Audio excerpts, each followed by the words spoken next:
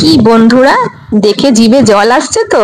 তাহলে চলুন দেখে নিই আজকে আমি আমার এই চ্যানেলে কি ভিডিও দিয়েছি। ঠিক আছে, আমার সঙ্গে থাকুন আর শেষ পর্যন্ত ভিডিওটা দেখার অনুরোধ রাখলাম, তবে তো জানতে পারবেন আমি আজ কি বানিয়েছি।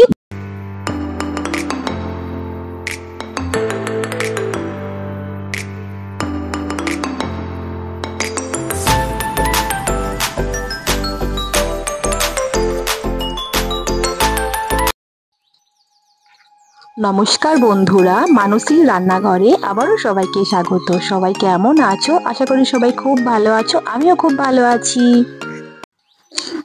প্রথমেই দেখলেন ওখানে ওটা ছিল রুই মাছের ঝোল। হ্যাঁ বন্ধুরা, আমি আজকে বানাবো রুই মাছের ঝোল আলু দিয়ে। তো এখানে দেখুন আমি রুই মাছের পিস নিয়েছি। এখানে একদম বাটা ঘষা ছাড়াই খুব চটপট হয়ে যাবে আমার এখানে রুই মাছের ঝোল। এখানে আমি রুই মাছের পিসগুলো খুব ভালোভাবে আঁশ ছাড়িয়ে ধুয়ে নিয়েছি এবং এখানে 1 চামচের মতন হলুদ, 1.5 চামচের মতন নুন দিয়ে আমি মাখিয়ে দেবো। তার সাথে একটু হালকা লঙ্কা গুঁড়ো, লাল লঙ্কা গুঁড়ো, শুধু রঙের জন্য। আর যাতে কড়াইয়ে দেওয়ার পর যাতে না গরমে ছিটকে যায় তেল, তার জন্য ওর সঙ্গে একটু আমি তেল মাখিয়ে নিয়েছি। এবার প্রত্যেকটা পিস একটা একটা করে আমি হলুদ, তেল, নুন দিয়ে খুব ভালোভাবে আমি মাছগুলোকে মাখিয়ে নেব। আমি পিসগুলো একটু বড় বড়ই করেছি, আপনারা যেরকম ভালো লাগবে আপনারা সেরকম আপনাদের সুবিধা মতো আপনারা পিসগুলো করাবেন। আমি যেহেতু আজকে বানাবো রুই মাছের ঝোল, গরম ভাতের সঙ্গে তো খুব জ্বলবে। এরকম ভাবে আপনারা অবশ্যই বানাবেন বাড়িতে, যেরকম করে আমি আজকে বানাচ্ছি। সত্যি বলছি বন্ধুরা, কোনো কিছুর প্রয়োজন হবে না সবজি, এটা দিয়েই আমাদের ভাত নিমিষে শেষ হয়ে যাবে। তো চলুন বন্ধুরা, আমি রান্নাটা শুরু করি, আপনারাও দেখুন। এখানে আমি কড়াই চাপিয়ে দিয়েছি এবং কড়াইটা গরম করার পর সর্ষের তেল দেব পরিমাপ করে। এখানে আমি বেশি তেলে রান্না করব না, কম তেলে রান্না করে আপনাদেরকে দেখাবো।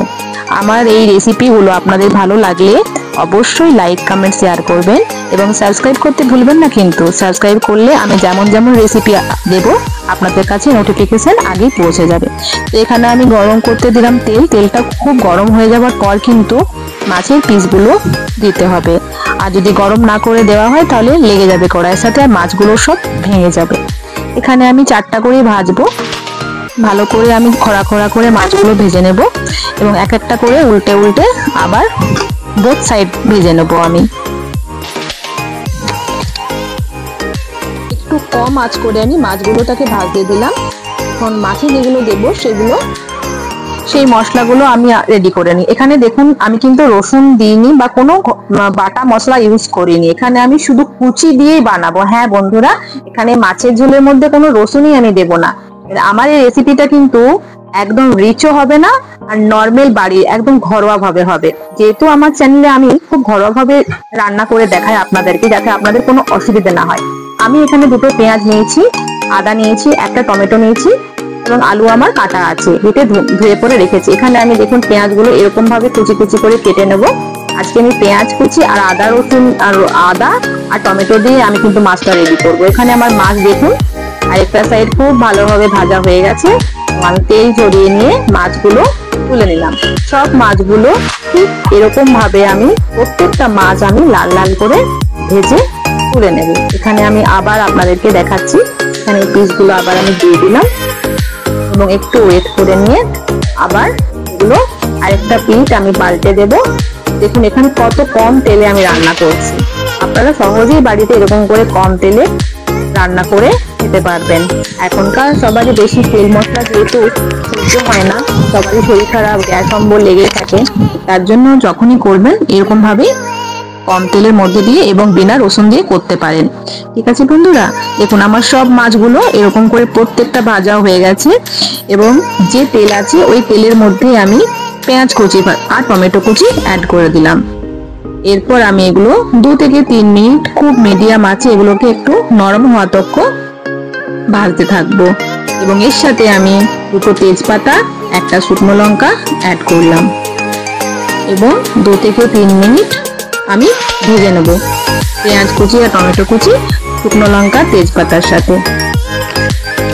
ভালো করে ভাজা যখন হয়ে যাবে তখন আমি এখানে ওই যে আদাটা আর টমেটোটা একটু গ্রেট করে রেখেছিলাম সেটা এর সাথে আমি অ্যাড করে দেব এবং এইগুলো আবার আমি 2 থেকে 3 মিনিট মিডিয়াম আঁচেই ভাজতে থাকবো। আজ কিন্তু আমি বাড়াইনি, যেহেতু পড়ে যাবে তার জন্য। মশলাগুলো দেখুন এরকম যখন পুরো তেলের সঙ্গে ভাজা ভাজা হয়ে যাবে, তখন আমি ঘরোয়া মশলাগুলো সব অ্যাড করব। যেমন নুন অ্যাড করেছি আমি এখানে 2 চামচ। আপনারা আপনাদের পরিমাপ মতন করে এগুলো সব অ্যাড করবেন। আর আমি একটুখানি চিনি দিয়েছি, 1/2 চামচেরও কম। এরপর ওখানে 1 চামচ জিরে গুঁড়ো, লঙ্কা গুঁড়ো এবং হলুদ একটা বাটির মধ্যে নিয়ে জল দিয়ে ওটাকে ঘোল বানিয়ে নিয়ে আমি ওই ভাজা মশলাটার সাথে অ্যাড করে দিলাম। এবং এই মশলাটা কিন্তু একটু কষতে হবে। যখন এরকম দেখুন লাল লাল হয়ে যাবে, দেখতে পাচ্ছেন এরকম সুন্দর কালার চলে আসবে, তখন আমি যে আলু সেদ্ধ করে রেখেছিলাম সেটা আমি এটার সঙ্গে অ্যাড করে দিলাম। এবং এটাও 5 থেকে 7 মিনিট মতন এরকম ফুটতে দিতে হবে মিডিয়াম আঁচে। তারপর এটার সাথে কিন্তু কাঁচা লঙ্কা আমি এখন অ্যাড করেছি এবং এটাকেও আবার ঢাকা দিয়ে আলুর সাথে অলমোস্ট যখন কুক হয়ে যাবে, তখন আমি ভাজা মাছগুলো এরকম করে একটা একটা করে খুব সাবধানে দিয়ে দিব। বেশি জোরে দেওয়া হয়ে গেলে এগুলো ভেঙে যাবে, তার জন্য খুব আস্তে আস্তে দেবেন এবং আলতো হাতে খুন্তি দিয়ে মাছগুলো ঝোলটার মধ্যে ডুবিয়ে দিবেন। তারপর আরো 5 মিনিট ফুটতে দিবেন কম আছে। ব্যাস, রুই মাছের ঝোল রেডি। গরম ভাত রেডি তো খাবার জন্য। এরপর আমি ওপর থেকে 1/2 চামচ গরম মশলা ছড়িয়ে দিলাম। আমার এখানে হয়ে গেছে রুই মাছের ঝোল আলু দিয়ে। দেখুন কত সুন্দর লাগছে কালারটা।